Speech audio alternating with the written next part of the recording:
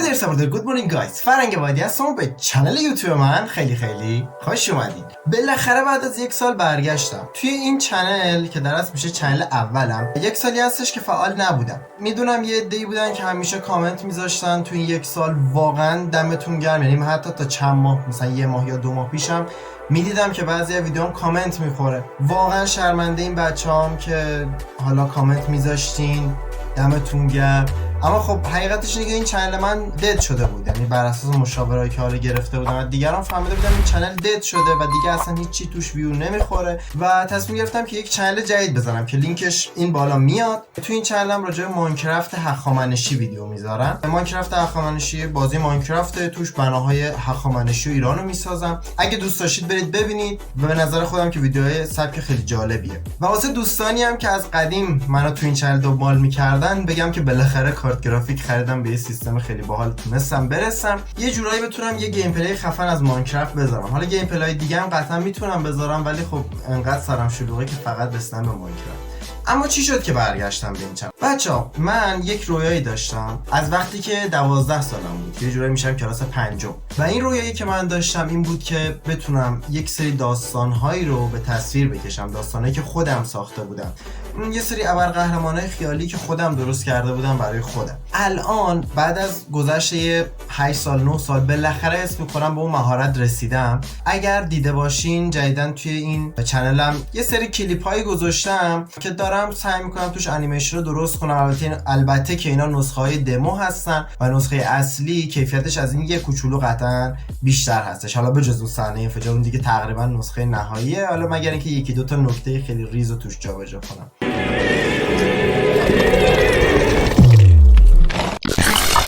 این داستان‌ها رو همونجوری که از روی عکسایی که اینجا داره به نمایش در میاد میبینید، اینا رو من وقتی که 12 سالم بوده نقاشی میکردم و مثل حالت کمیک ازشون کتاب در میآوردم که اتفاقا حالا یه چند تاشم اینجا بهتون نشون میدم. خب خیلی هیجان دارم. اینو به جز بچه‌هایی که با هم کلاسی بودن دیگه کسی ندیده.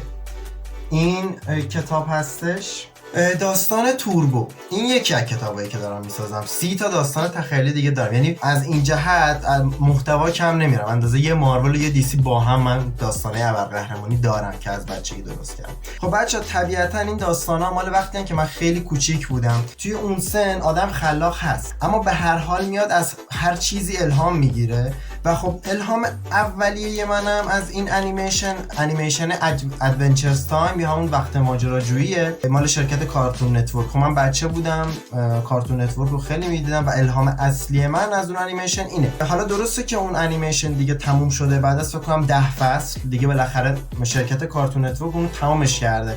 یعنی عملاً تو حتی اگه یه سری الهاماتی هم ازش بگیری که بخوای زنده کنی ایرادی نداره، اما از لحاظ فنی بخوام صحبت کنم نمیخوام اونجوری باشه. واسه همین خیلی از کاراکترها رو دارم میکوبم، از نو میسازم. یعنی این چیزی که داخل کمیک میبینین ممکنه خیلی عوض بشه. مثلا همین کاراکتری که اینجا میبینید، این فرهان، اسمش فرهانه، پسر توربویه که انیمیشنشو دیدین، انیمیشنی که البته خودم ساختم و ازش دیدین.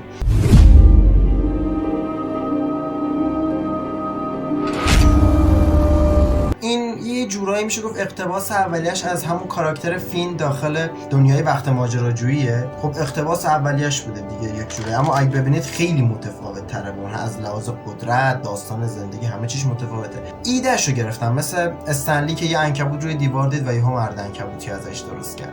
الان مثلا همونجوری که توی عکس کوچولو میبینین، امیدوارم که فوکوس کنه فقط.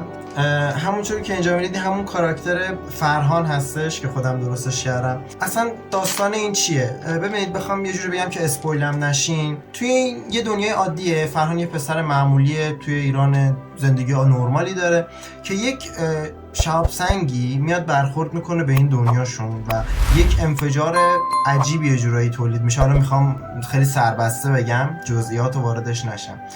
اون تشعشعات انفجار دنیا رو یکم متحول میکنه، دنیا رو عجیب غریب میکنه و این فرهان یکی از اون کسایی که یه قدرت خیلی خفنی به دست میاره از این انفجار. حالت گازهای آبی رنگی که از دست‌ها و چشم‌ها و شونه‌هاش میزنه بیرون و قدرت خیلی بالا داره، زور زیادی داره، ضد ضربه است، عملاً ضد گلوله است، خیلی سریع زخمش خوب میشه اگر بتونی با یه چیزی زخمش کنی. و این داستان زندگی اونه که ما می‌بینیم چجوری مراحلی رو داره پیش میبره مراحلی رو داره پیش میبره که تبدیل بشه به یک ابرقهرمان. و خب اگه بخوام بهتون بگم بخش زیادی از این کتاب از خلاقیت خودمه، بخش زیادیش هم الهام گرفته از کاراکترست، یعنی یه سری کاراکترهای مال همین انیمیشن وقت ماجراجویی عملاً برداشتم آوردم اینجا، لایف استایلش و زندگیشو فقط تغییر دادم.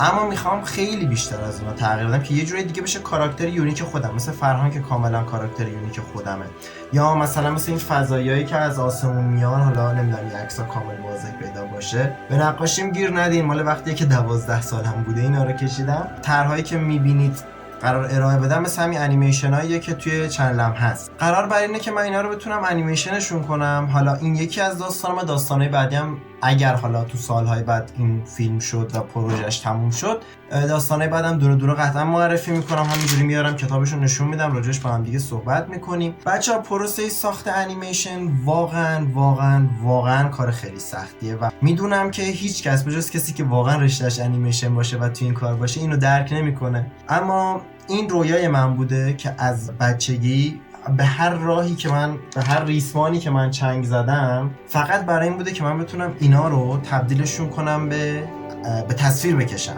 یعنی اصلا برای من اون فیلم یا انیمیشن، فقط میخواستم به تصویر بکشم و الان دارم بعد از 8 سال میتونم این کار رو انجام بدم و خیلی براش هیجان زدم. امیدوارم که شما هم حمایتم کنین، چون میگم اگر وقتی 14 سالم بود آپارات رو شروع کردم، به خاطر این بود که تو ذهن بچگونه خودم فکر می‌کردم پولی ازش در بیارم، میتونم کارگردان بشم، فیلم اینا رو درست کنم. خب تقریبا عقلم خنگ بود، اما میفهمیدم که ساختم چه فیلمایی به شدت پول زیادی داره، ولی خب اونقدر خنگ بودم که فکر می‌کردم با درآمد آپارات میشه فیلم هالیوودی ساخت. اما حالا از اینا بگذریم. اگر من آپاراتی رو شروع کردم، اگه 16 سالم بود یوتیوبی رو شروع کردم، نمیدونم اگر الان 18 سالم شد، الان میگم 18 سالم، الان دیگه 20 سالم شده، پیر شدم. اگه الان دیگه 20 سالم شده چنل دومی دارم کار میکنم، همش به خاطر این بود.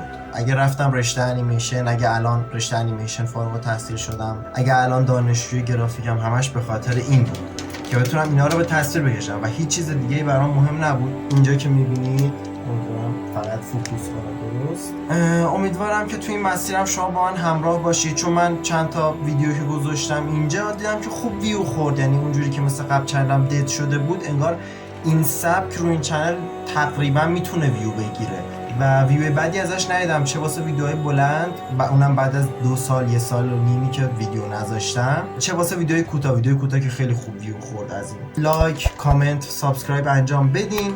فرهنگ وایدی بچه سرچ کنید تو یوتیوب.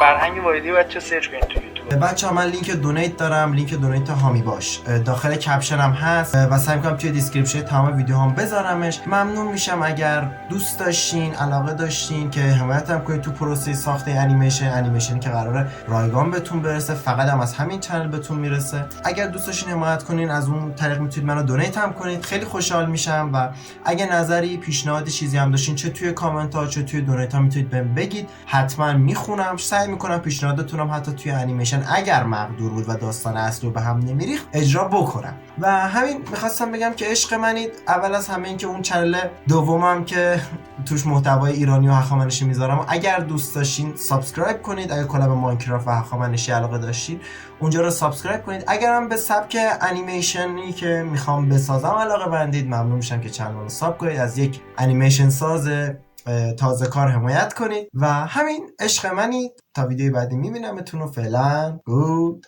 بای دوستان عزیز.